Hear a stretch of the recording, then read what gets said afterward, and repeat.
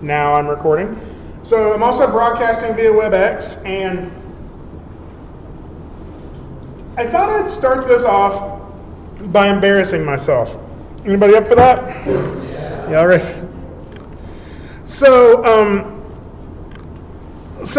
you're all broken up into your groups, right?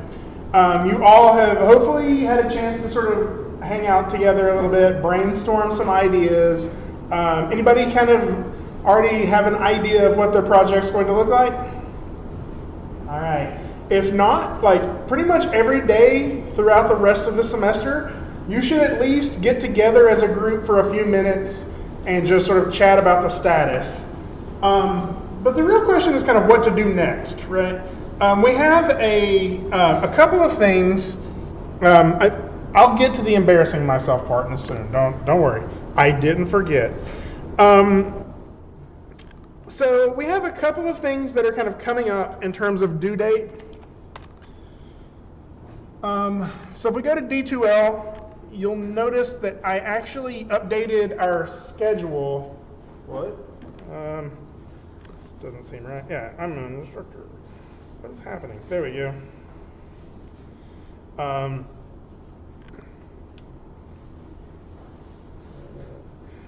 So you should have seen this. I updated this yesterday under content. I don't know if you get notifications about this or not. Under content and schedule, I wiped out those old schedules. We have our new schedule up here now. And so this should be our schedule for the rest of the semester. And you'll see that today, we launched the project last class period on the 8th. And then today is workflow and blocking and breakdowns. Okay? So I'm going to spend today and next class period talking about the workflow process for animating a full character. It's really not that much different than what we talked about for Hobo, right? But one of the things I do want you to notice is that on the 20th, we have a milestone due, which is the storyboarded version of your whole story, right? So that means you're going to be doing, like, it doesn't have to be an elaborate storyboard, but you should at least do some sketches to figure out what each shot is going to look like. You can put that into Premiere really easily, and then just do a simple edit, a simple animatic edit of your entire film to see how it's going to flow, right? You'll start to catch issues pretty early at that point and be like, oh wait, you have your character walking from left to right, and I have my character walking from right to left. If we play those back to back from each other, it's going to look like our character turned around, right? So it's little things like that you're going to catch when you watch your storyboard all the way through. Also, the things you're going to learn from that is some of the environment stuff, like why model a whole city if you just need a character standing next to a fire hydrant with a door behind them. Like, it'll save you from doing too much work. Storyboarding, though, I'm not going to micromanage. I just want to see what your entire story is, and that's why you're going to be presenting that on the 20th. Okay, that's the last class period we'll have before Thanksgiving break. If for some reason you can't be here, just make sure it's in the folder before you go. So I'm not going to be too hardcore about that as long as it's in there and we have something we can watch. So, aside from storyboarding though, I'm sure some of you are wanting to get started actually animating, right? You may already have your shots figured out, and I wanted to talk about the process of creating a character animation, right? And the first piece of this, actually Katie asked this question the other day, can you use video reference? And the answer is yes, please use video reference. In fact, later in other classes, I will insist you use video reference. This one, I'm just going to strongly encourage it. But if you want it to look good, like, video reference is going to be extremely helpful for you. The problem with video reference is most of you got into animation because you wanted to hide in a dark room and not draw attention to yourself, right? Like that. Like otherwise, you would have went into acting, right? Or something else that like speech. I don't know. We all kind of, not all of us, but there's a lot of people in digital media who are very kind of stage shy, right? Like they don't want to be in front of a camera. and they just decide to wing it instead. Or instead of standing up and taking 5 minutes to shoot a little bit of video reference, they will search YouTube for 5 hours, right? Like, hoping to find the perfect video. So it's important very early on to kind of get that out of your system. And so what I decided to do is show you that, show you some of my embarrassing video reference, right? Just to let you know, like, nobody is happy that this has to happen. Like, nobody's like, yay, I'm going to film myself doing something stupid. We're also not going to like take that video reference and show it on a big screen, right? You are perfectly welcome to shoot this video reference and hide it from everyone except for yourself and like whatever. But just to let you know, like we all have this. Let's just look at some of the embarrassing stuff I've had to do throughout my 15 years of animating. This is Shaggy Gray. He's a little Shaggy. This is actually video reference for Boudica. Boudica is the Celtic female leader.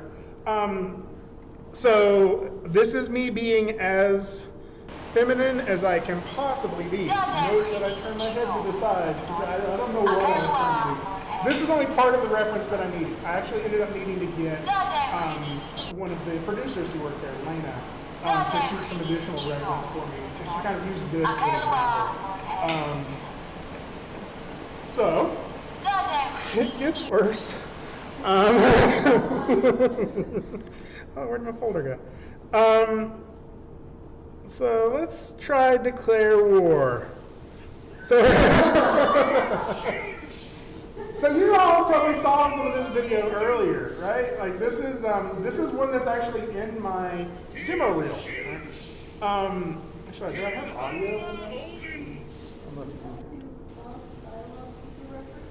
Yeah, I was gonna try to see if I can get some audio. So, oh yeah, I got it muted.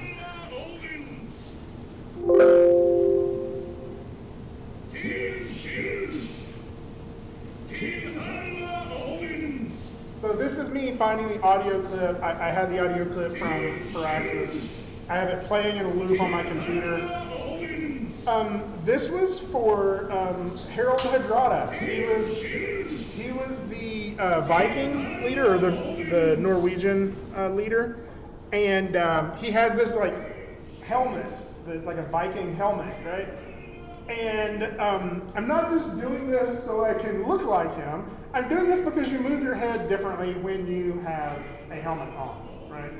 Because if you flop it around like this, your helmet falls off into the ocean, and then you die in battle, right?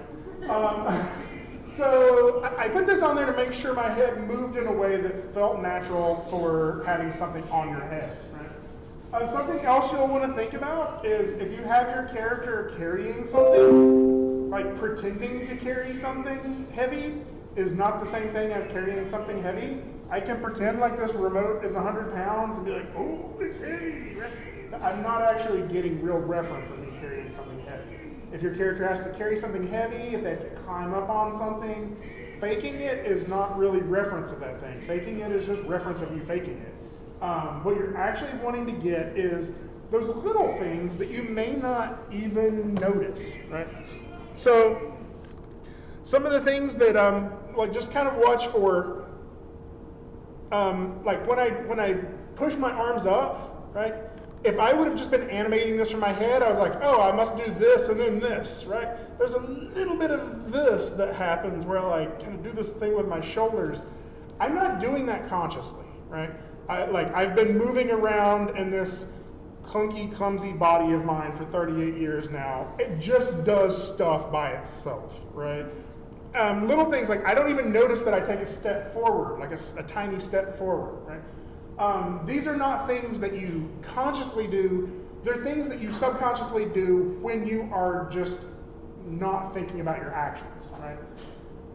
And so that's the stuff that you're looking for. So little things like when my hands come back down, they kind of do this like overshoot and settle. Like that's not a conscious action. And so that's the things we're looking for.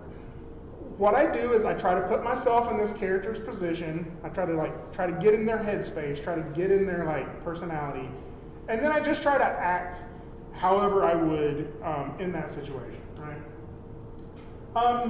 That's not really easy.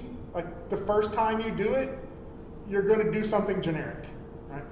This take was after me recording Till Silch, Till Holla, Odin, whatever it is I say there, like probably for about 8 minutes. Like this was probably taken from about 8 minutes worth of video footage.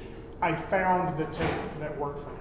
So it's not going to be like you put your camera up in front of you, you do one thing, and you're like, perfect, I'm done. Like it is exhaustive research. The shooting video reference section of a project for me, like this character took 5 to 6 weeks. I shot video reference for over a week of it. Like there's probably close to 30 hours of me shooting video reference, getting feedback on that video reference, reshooting video reference. It was a big part of it. Once I found the video reference that worked, I was able to do the animation like way faster than if I were struggling with video reference that wasn't working, right? It'll just click and your work will be easier, right? All right. More of me embarrassing myself. This is sad Viking. I am a sad Viking. I don't know if I'm actually...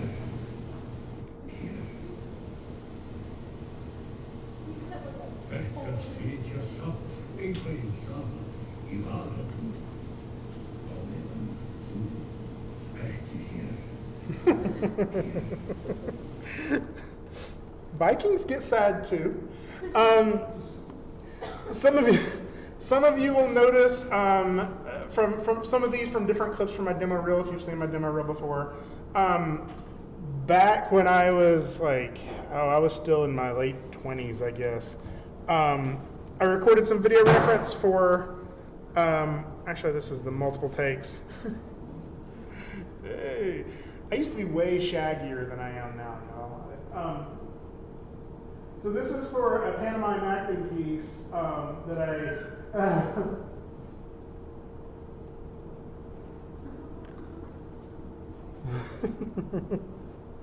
so I'm telling you,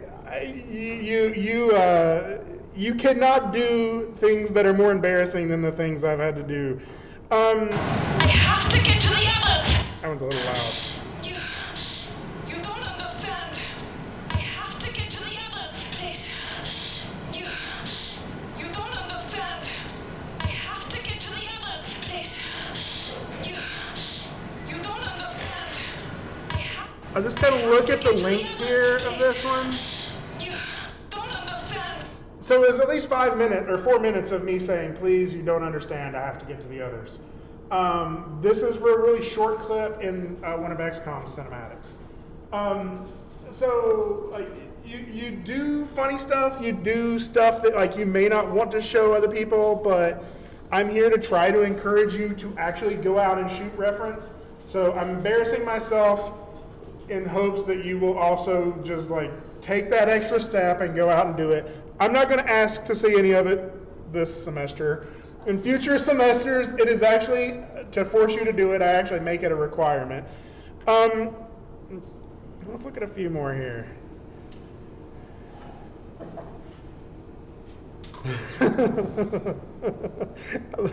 That's actually a strawberry basket. It used to have strawberries in it before I put my head in it. You like that?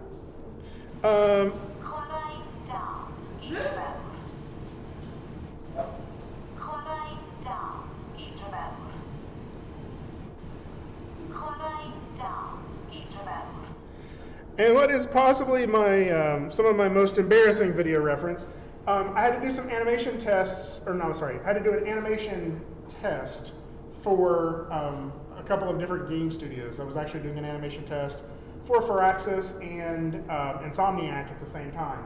And one of Insomniac's was they wanted a death animation. So I dragged my fat butt into the backyard and started throwing myself into the grass, like onto the ground to try to find different successful ways of dying, right? Things that would look appealing. And your family's like, he just does this. Oh yeah, I was bruised for days from this. So this is my mother-in-law's backyard. The porch is kind of not faring so well. It looks better now. They fixed it. What was the cause of death? Just anything. Okay, yeah. I also had an attack. So I had a chainsaw attack I had where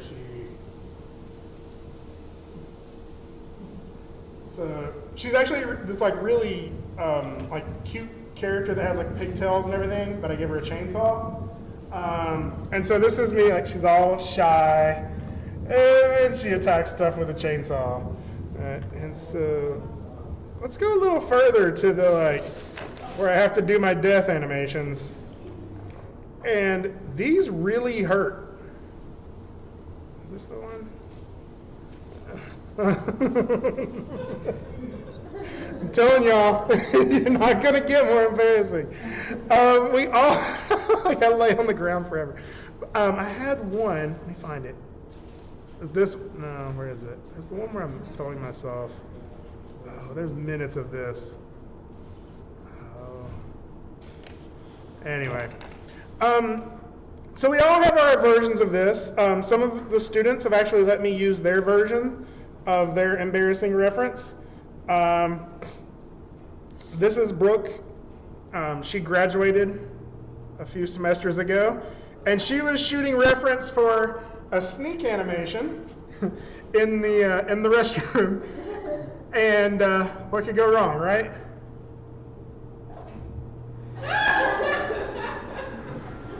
I don't know if you hear it. Listen.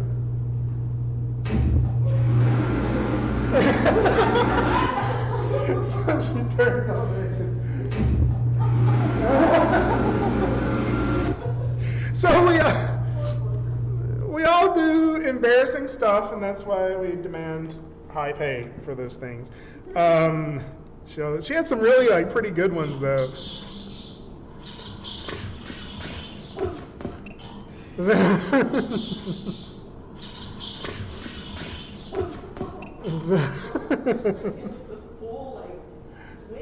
Yeah, she was getting into it. So it's not gonna be that bad, right? Like, you're not gonna have to like share this for the whole entire world, but it really, really, really is important to shoot video reference. So one of my students, I asked them to actually shoot some reference for me to use for this class. The project that used to be Project 6, sort of the beginning part of this class, or not, the beginning part of this this part of the class, like the end of the class, I walked through doing a step over a box, right, or step under a box. And so I asked Forrest Blaze, he was actually in here a couple weeks back, I think. He was kind of setting in on some of the classes. I don't remember if it was this one or not. I got him to shoot just a whole bunch of different takes of jumping over this box. And so this is what he sent me. It is like multiple minutes of this, right?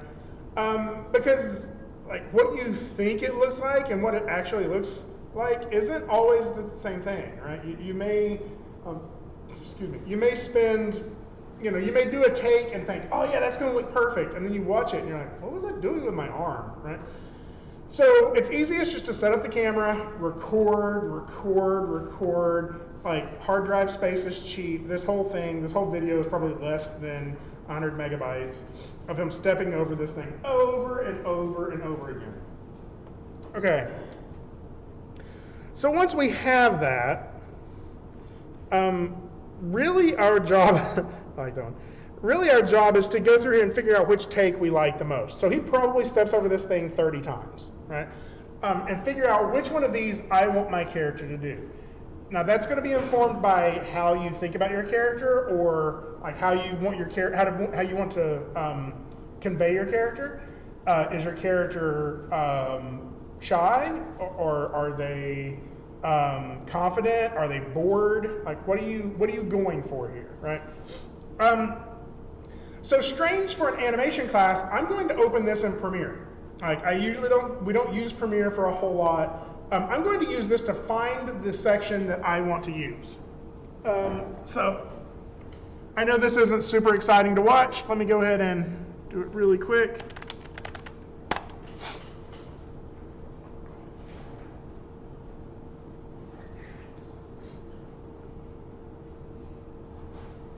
Come on, Premiere.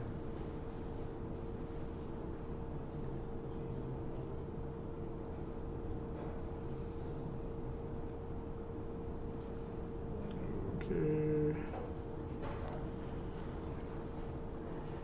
And so I have my video here on the desktop. I'm just going to drag that into Premiere. There.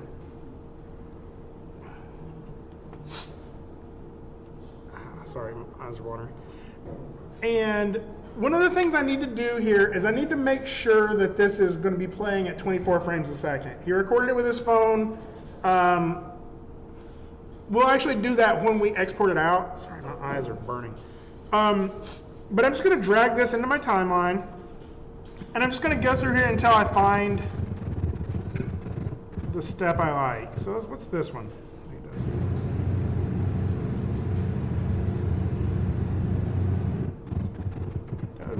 He does one kind of early on that's like a little bit of a hop.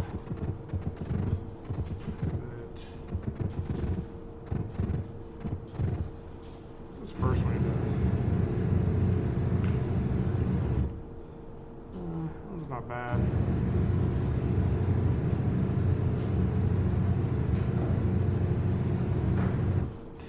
I want to use that one. So again, he does, well, I don't know. Let me find a...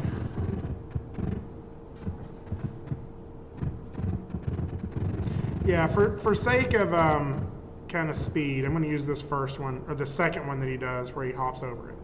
So we can trim this pretty close here.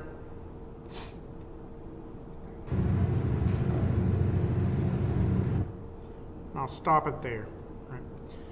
So that's the video clip I need. And so here's where it's going to be kind of, this is where the trick comes in. I'm going to export this out as an image sequence. So I'm going to export out 24 images for every second of animation on here. Now, this video is actually probably playing at 30 frames per second, but I think it'll still be all right.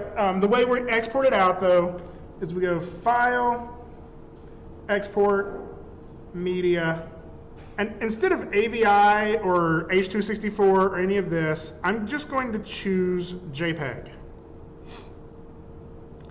I'm also going to kind of note in here that right now my frame rate is 30 frames per second.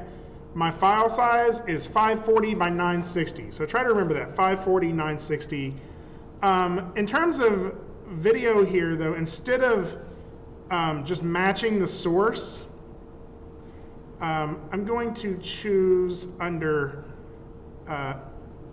export as sequence. I'm just going to uncheck frame rate right here and change that to 24. And so what that's going to do is it's going to take this video that's 30 frames a second and it's going to export out the 24 frames per second version of it. It's still going to play at the same speed. It's just going to drop some frames here and there to get the right frame count, right? Okay. The other thing I'm going to do is I'm going to name this. If I go to click this blue thing here, it gives me the option to name it. I'll call this ref, right? And I'm going to put this in the source images of my binbot file. I'm going to go ahead and make a new folder, and I'll call this ref. I'll hit save, export, and what it just did is in my source images, it gave me a single image for every frame of the animation. All right. Okay, on to Maya. So, this is another big note. Currently, you all have the version of the rig 1.8, right? I noticed there's some skinning issues. I was also going to try to put some stuff in there to fix maybe like some eye blend shapes. So I will probably be giving you a new version of this. I wanted to do it today, but I was really working on trying to get some videos for an online class done. So within the next few class periods, I can give you an updated version of the rig that will fix stuff. The problem with that is you may already have animation on this, right? There's still ways of transferring that animation to a different rig, but I'm going to show you the process that most animators use for this, because this happens all the time, right? You may have like 20 different animators animating on a character for weeks, and then somebody finds a bug in the rig, and they say, hey, we need to fix this. Like, you're not going to export all of that animation out and put it on the new rig. Like, that would take days, right? So there's a process that most productions use in order to keep stuff from breaking. This is going to be a really huge, like, lifesaver for you all in terms of the way you work. It's called referencing. Okay. How many of you have used referencing before? Anybody? Like general referencing? Well, there's referencing like you use a reference like for a drawing or something like that. This is referencing inside of Maya. So what this means, it's a little hard to understand at first, is if I go and look at my scenes folder here, right? I have these two Maya files. What most people want to do is just open one of these Maya files and start working on it and then save it as a new file, right? We're not going to do that. This is our rig. What we're going to do instead is we're going to create a new Maya file, new scene, don't save, and I'm going to call this animation, or like my animation file. So I'll go File, Save Scene As, recognize there's nothing in here right now, right? Oh, I got to make sure I'm setting my project first. Sorry. Set project, desktop, binbot. Oop. Set. So my project is set. Under my scenes folder, I'm just going to call this bb-anim.0001 .mb. And hit Save As. And as you might expect, there it is. And it's a tiny file. Look at that file size. 49 kilobytes versus the 3 megabytes of binbot's rig, right? Because there's nothing in there, right? It's just an empty file I just saved. So what I'm going to do is I'm going to reference the rig in. I'm not going to open the rig. I'm not going to import the rig. I'm going to go to File, right here, Create Reference. It's Control-R will work as well. You can also do this through the reference editor. So if I hit Create Reference and choose the rig file, and hit reference, it's going to look like what I just did was open the binbot file. Give it just a second. Maybe. There it goes. I'm apparently zoomed in there really close. So let's zoom out. It's 6 so we can see all of our textures and materials and everything, right? And actually we'll hit 7 so we can see the lighting on it. And it looks like what I did is open the file or imported the file. I didn't. Like, I'm going to save this again. I'm just going to save over top my anim.01 file, save scene, continue. And what I want you to notice is that it's still tiny, right? Like, I have the rig in this file, right? And it's 72 kilobytes versus the rig, which is almost like 3.5. Right? There's actually still nothing in this file. What Maya is doing is it's referring to binbot 1.8 rig.mb, right? If I were to make changes to that file, it would update in every animation file I have. That's a very significant sentence, right? That's the sentence that may change literally 80 hours worth of your work, right? I can do whatever I want to in their own files as long as I've referenced them in. I can never lose that, right? It also means that, let's say you're working in a group, which you are, right? And 4 different people in your group have already done 2 animations, and then you realize that you need to make a change to the environment, right? That just means everybody has to stop what they're doing and re-import your new environment, try to get the textures to work. Well, if you just referenced in your environment, all you have to do is give them the new environment file, and if it's named the same or if they just swap the reference, it will automatically update in every shot you have. Right? So this is like possibly the single most important pipeline note I could ever give you. Having said that, I'm not going to force you to work this way. There are other ways of working as well. There are reasons to not use reference, which is sometimes you like, actually I don't know what a reason to not use references. It may seem inconvenient to you right now because it's not something you've done before. But this method means you can start animating today. Right? You have everything you need to animate today. You're like, I don't have a city. We'll make an empty Maya file, put a block in there for a building, reference that in, and start animating. And in a week, you can update that block to an actual model of a building, and it's just going to update on every shot that you have, right? So what this does is it breaks the dependency of the linear workflow, right? I don't have to wait until the modeler is done with my model to start animating. I just reference it in, and when they're done, I update the reference and everything is fixed, okay? This could literally save you weeks of time. So I have this in here, and notice that what I have in my timeline is, or in my outliner, is still all of the stuff from BinBot, right? All of the rig looks like it's in there, but you'll notice on each of them it has a little blue diamond, right? That blue diamond just means that I'm referencing that in, right? So I can go ahead and start animating now if I want to. So I'm going to go ahead and do that, but before I do it, before I set any keyframes, I'm going to go ahead and set up my camera, and I'm going to bring in that image sequence so I can use that for video reference, not the same kind of reference I'm using here. But so go ahead and create a camera. Panel perspective, camera 1. So this is the camera angle I am going to animate my first shot from. Right? BinBot is going to be stepping over this box.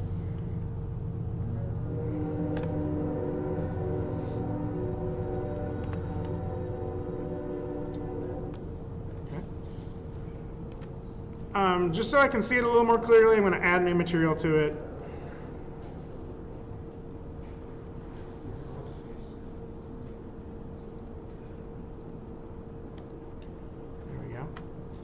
And I'm also going to find the angle I want and just go ahead and lock my camera. So to find the angle I want to be able to see what I'm going to be able to see. So I'm going to sort of set this up maybe like this, right? And then I'm just going to click this button right here to lock my camera. So now my camera is stuck there. I usually like to work in a layout where the two panes are side by side, like this. And that means I can have one of these set to perspective, one of these set to my render camera, and I'll go ahead and make my display options, go ahead and make these transparent. There we go.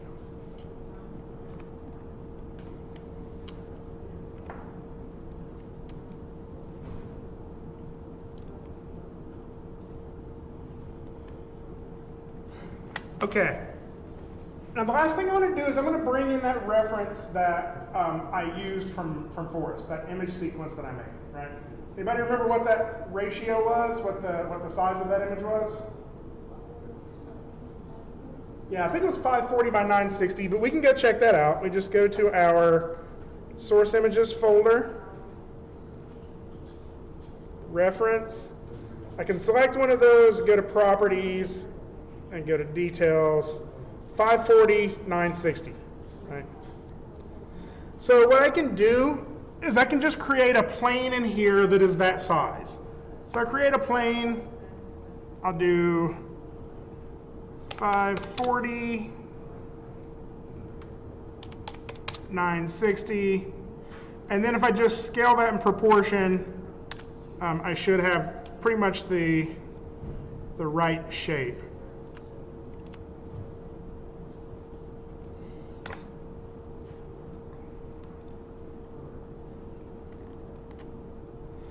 Now the reason I'm doing this is because I want to be able to see my reference in Maya. Right? It's nice to be able to open up that video, watch that video, scrub through it, whatever. I want to be able to see it as I'm scrubbing in Maya, as I'm moving my timeline in Maya.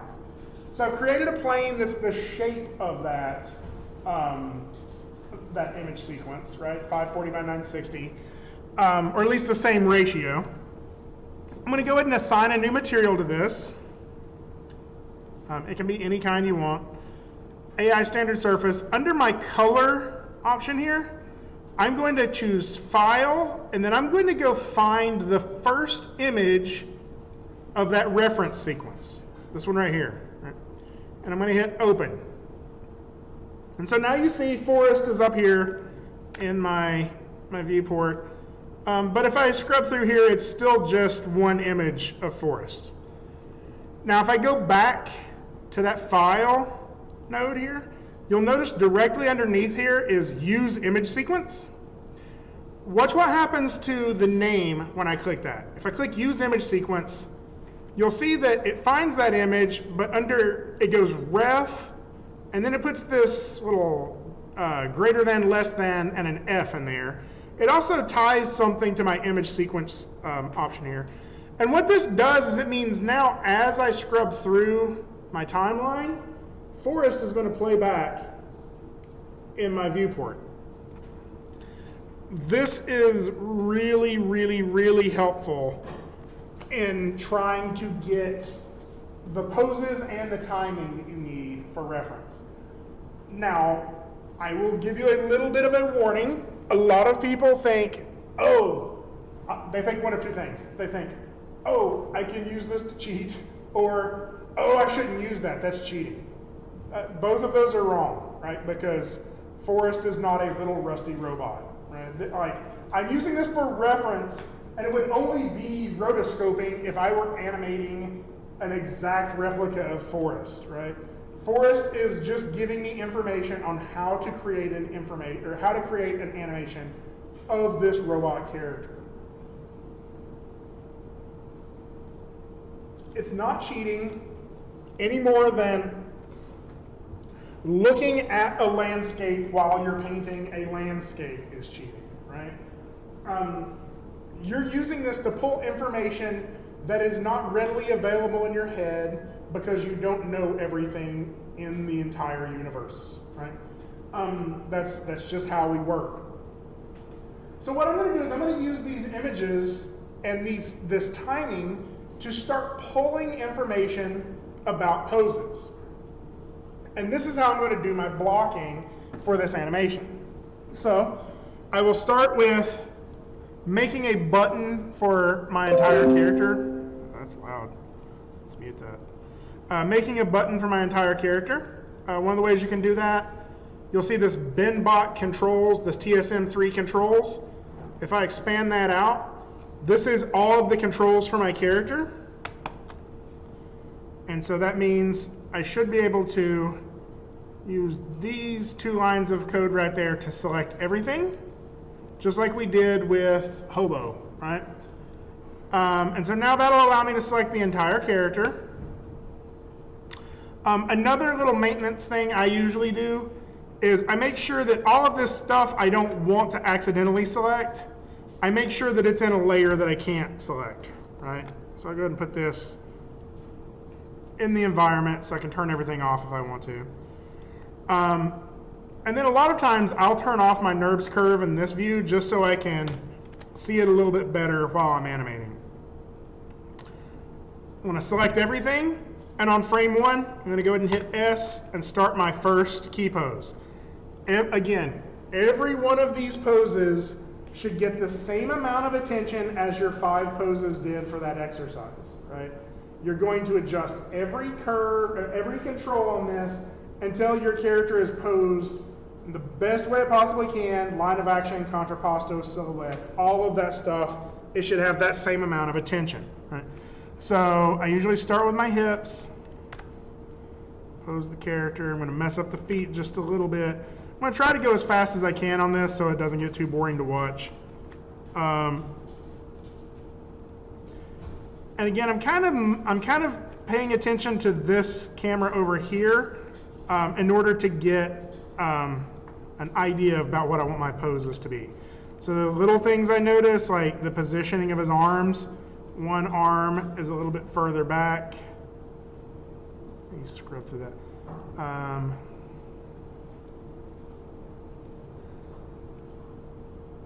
Oh, I have that backwards, don't I? Oh, I also don't have auto key on. Oh.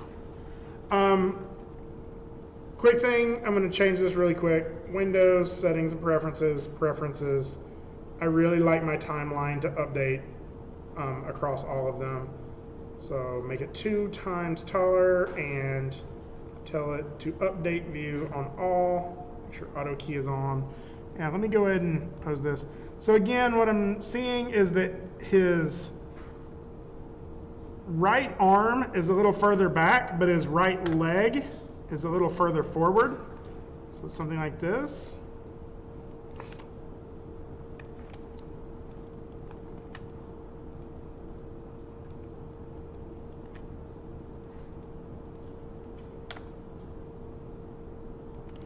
And he's kind of leaning forward, looking at this thing. His arms are also kind of relaxed looking, so I'm going to kind of loosen BenBot's arms up just a little bit. A lot of people think that they want to just wait on the hands until later in the animation. That is always a bad idea. Like, key them early and key them along the way, and I promise your life will be easier. Like, otherwise you're going to get to the end of your animation and the thing that's going to feel like you have left to do is all of that boring hand animation, and you're just not going to want to do it. Or you're not going to have time to do it. So just set some keyframes now, and actually Maya does a pretty decent job at giving you some not terrible keyframes as you go. Right?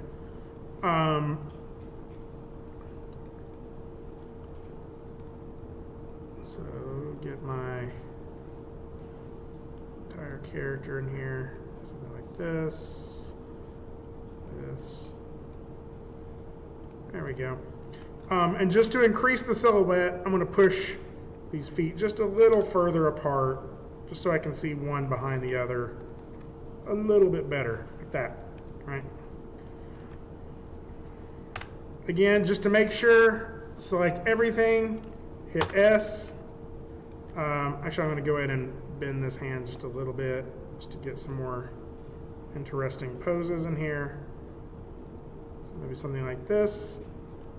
Yeah, so that's feeling okay. Select everything, S. So what I'm looking for are the poses that are absolutely crucial in order to tell the story, right? So I need, I would say my next pose I'm going to need is his anticipation pose, right? Like this one here.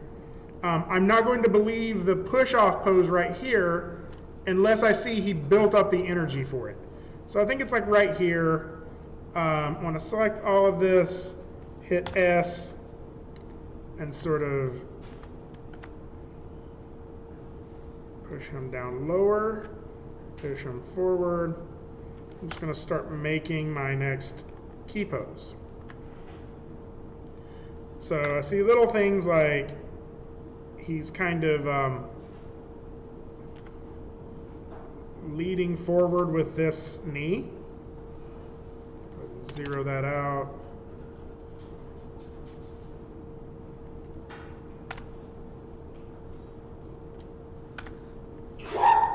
What? Something else you want to pay attention to is the character's weight. He's on 1 foot, so that means my weight has to be over that foot. Just physically has to be, like that's how gravity works. He's also kind of leading with this other hand. He's starting to reach forward with it just a little bit as he goes forward. So maybe I'll do a little bit like this. Oh. Lean him a little bit like this. This other arm seems to be starting to bend forward just a little bit too.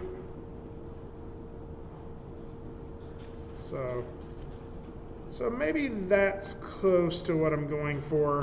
It's not exact, but it's close. Select all, S. Okay. Again, like with Hobo, like you're not going to get good things in between here, right? So frame 1, frame 12, like that's all I'm really worried about. I haven't tried it with this rig, but we can now try to see if enable stepped preview will work. So if I right click on my timeline, enable stepped preview, did something just break? I can't tell.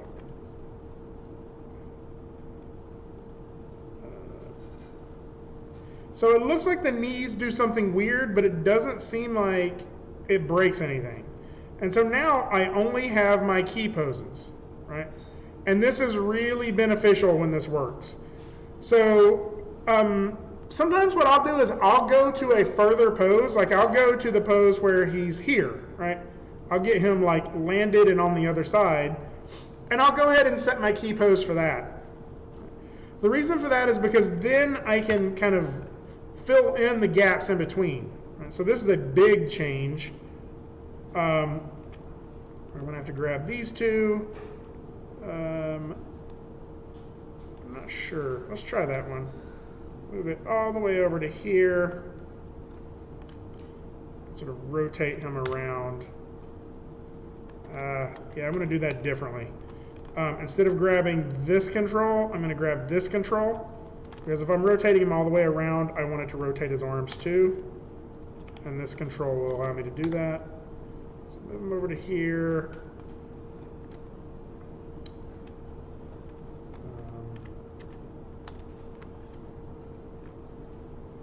Here, I will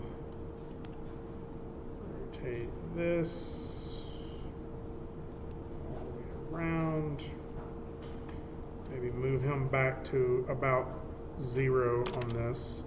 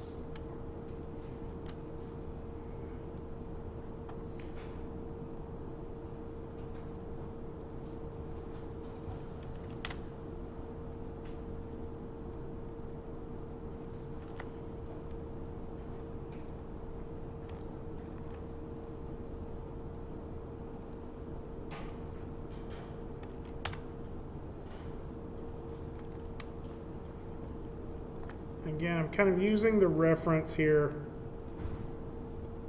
to pull out as much information as I can.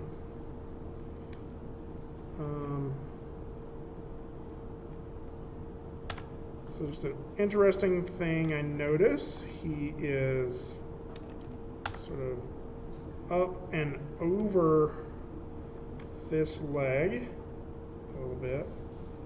This one is kind of rotated out this way and back. And then his arms are kind of recovering, right? They're a little bit more down.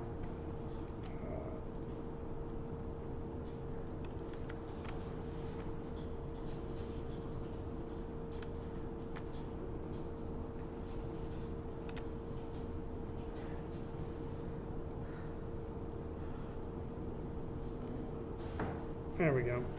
So again, the reason I do all this is so I have a little bit of information in between here.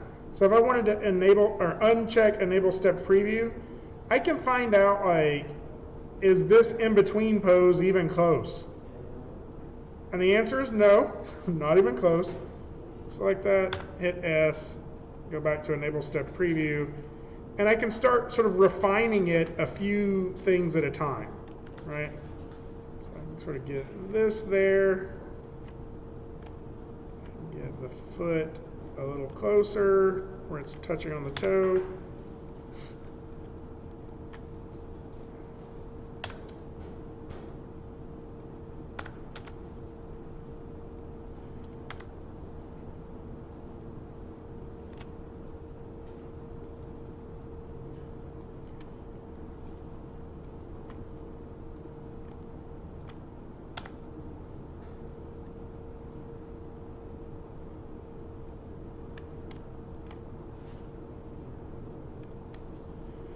And of course I can do the greater than, less than thing to see if I'm even getting close, right?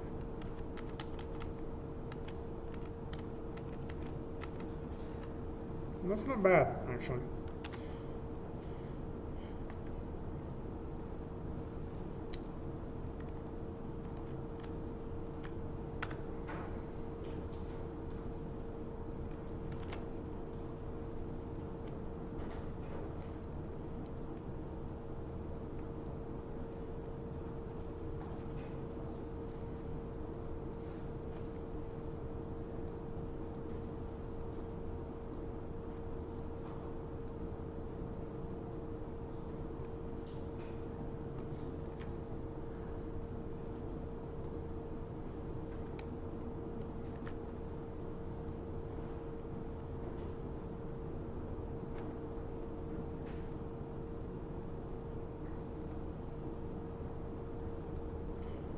There we go. Push that pose just a little bit more, make it more entertaining. Again, select everything, S. And so little bits at a time, we're going to start seeing the motion come out, right? We're going to start seeing the entire animation kind of taking place. So we have my starting pose, the anticipation. I need the push off, I need the up in the air, and I need this one to sort of convey all of that, so I'll probably refine that section. I also need sort of his impact there, and I need that contact as well so he can sort of settle into this next few poses, right? So I'm going to get my key poses. What comes after you get all of your keyframes? Yeah, the in-between poses. Breakdowns or blocking plus, right? Now this one is one that might be hard to figure out what your breakdowns are. And that's one of the reasons having this video reference in there is really important, right? If I go in here and look, I have, just between these first two frames, I have 12 frames there, right? Where a lot of stuff is happening, right? You'll notice up to frame 6, both of Forrest's feet are still on the ground, right? But if I go back and turn off Enable Step Preview, that's not true on my robot, right? He's already starting to lift his foot up. And so it's little things like that that I'm going to get from my breakdowns, right? Like Forrest hasn't really squatted down very much either, but my robot has. So on frame 6, maybe I'm going to want my foot to be almost exactly where it is on the first frame, right? I'll grab those first two keyframes, drag that out to frame 6, save it, and that way that foot stays pretty much the same, right? And then maybe you'll notice Forrest isn't quite leaning in as much as BenBot is, right? So it's almost like he's rotating back just a little bit. Also, his arms haven't came up as much. Right? So maybe I would grab the arm controls and, sorry, let's go through and grab them.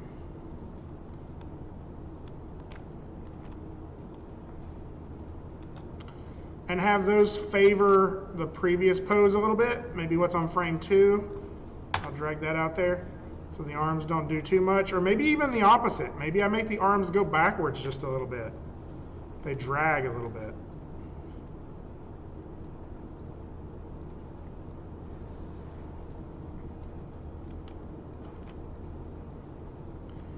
And then,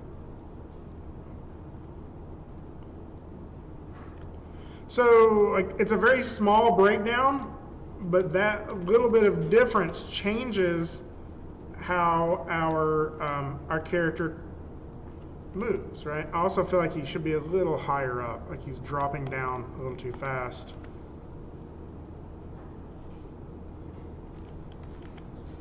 There we go. And again, I can always go back to enable step preview and just sort of watch it and see how it's reading.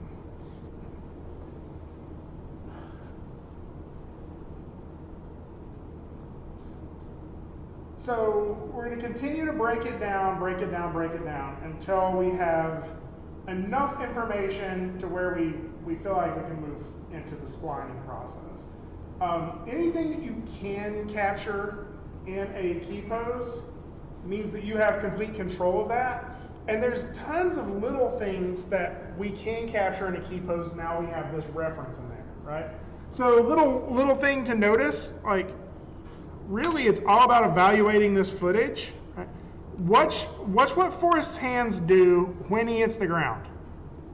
He hits, they hit a frame or two after he does, and then they pop back up to that, right?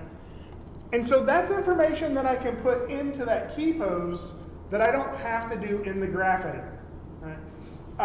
So getting these key poses in there, like this reference is going to help you find stuff that you would not do intuitively. Like you would not add this to the key pose intuitively, but you do it intuitively when you're actually doing that action, right? Forrest isn't manually like thinking, I'm going to pull my arms back up when I hit the ground. Like his body just does that, right? He lives inside of that body. It just reacts to him now. And so you're going to be able to extract this knowledge, extract this data, and add this to your character's performance. I do strongly encourage you to work this way. Again, like everybody's going to find their own way of working. I have known people who do not animate with reference. None of them have ever been a professional. Like, I do not know a single professional who doesn't use video reference. So, as much as that part is frustrating, as much as that part is like embarrassing, I really, really encourage you to start doing it now because it's inevitable. If you're going to do this, you're eventually going to start using video reference. Now, some of the actions you may want your character to do are things you cannot physically do. There's actually lots of physical actions I cannot physically do. So that doesn't mean you have to be the source of that video reference. It's also a reason why you're in a group. Forrest, like literally, like I've seen some of his video reference before where he, like was literally climbing walls. Like he practically does parkour. Like he was going to compete in one of those American Ninja Warrior things. Like he was going to be like a walk-on candidate for that. Everybody isn't like that, right? Like some of us are not capable of doing those things. You can find stuff on the internet you can pull from, or maybe you just ask a friend, right? Maybe you're animating a character that is a larger character than you are, and you're like, hey, you're a bigger person, would you mind doing this for me? Or you're a smaller person who can move more nimbly than me. Maybe you're animating a character and you want it to look female, but you're a male, right? Maybe ask somebody to help you shoot some reference so you get stuff that's more accurate or more, just so you get more information, right? Maybe you shoot a version of it yourself and you get somebody else to do that. The cool thing about this is I could have like 30 different video references playing in here at one time, and I could be pulling things from each of them, right? I've many times had 2 different performances where I'm using the first half for one part of the animation and then the second half for another part of the animation. So this is a really beneficial way of working. I'm going to stop now, like touting how important or how beneficial this is. Trust me, though, I think that you'll benefit from it. So, any questions about this at all? I know the way I got this in there maybe was a little confusing. I have a separate video. I mean, I'll upload this video too, but I have a separate video on my YouTube page. I think it's called like putting video reference in Maya or importing video reference into Maya or something like that. That's just a walkthrough video of this process. So, Katie, did you have a question? Or we should? Yeah, I was going to ask about getting the image sequence Like getting it into, into Maya or exporting it out? Into Maya onto the plane. Yeah, I can actually show you that again pretty quickly, because once you get the plane the right size, all you have to do, assign a new material, right? Shader, AI standard surface. Go to the color channel, and we're just going to apply it as if it's a regular texture. So I'm going to go to File, and then for the image, I'm going to choose the first image in the sequence, and hit Open. And then I'm just going to click this Use Image Sequence right below that. And so what it's going to do, and this is a little bit of an issue, is it ties the frame number to the image number, right? So right now, frame 1 is playing image 01, right? And then frame, let me get out here, frame 45 is playing image 45, right? The problem with that is once you get out here to past that, like once you get out here to frame 67, 68, there isn't an image 68. It also may mean that you want your animation to start a little earlier or later. That's what this frame offset is for. If I change that to like -5, I think it is, then what that does is it gives me 5 frames of no animation at the beginning, and then it starts the image sequence. So it offsets that number by however you want to. But basically it's just a texture, and then you just click that Use Image Sequence. There's actually a really neat, a lot of neat things you can do with this. Let's say you have a character watching TV, and you want actual video playing on the TV that's casting light into your scene. Like whatever you want, like a video clip, export out that as an image sequence, put that as an animated texture on the screen, right? I can also break this connection to the time line there, and I can actually use this for rigging. In another class, I showed them how to actually make a 2D character face rig on a 3D character. So basically you draw all of the image or the mouth shapes or the images for the facial expressions, and then we can drive that frame number with a rig instead of with time. So there's just a lot you can do with this, but this is a really simple way of just getting video into Maya so you can watch it while you're scrolling. So. Other questions? Other concerns? Okay. You may have already done this before I got in here, but again, every day, at least once, like sort of meet up with your group, make sure everybody's kind of on task, make sure you have a plan. Particularly because the first sort of milestone coming up is that storyboard. And I know that some people don't like doing storyboards. So maybe while one person's doing the storyboard, somebody else is doing some modeling, or somebody else is doing, I don't know, like some other form of planning or preparation for it. So, any questions, comments, concerns, contagions? Just making up words now. All right, cool. I'm going to shut up. I'm going to stop the video. I'll upload it to YouTube if you want to watch that. And next class period, I'm going to take an earlier version of this that I've blocked, and I'm going to do a little bit of a quicker walkthrough of me polishing the curves. That's going to be super boring to watch. Nobody likes watching somebody else polish curves. But I think that there's some useful information there, because the way you polish curves, the way you spline a character, there's a specific order in which you do that. So, all right, cool. Rest of the class is yours.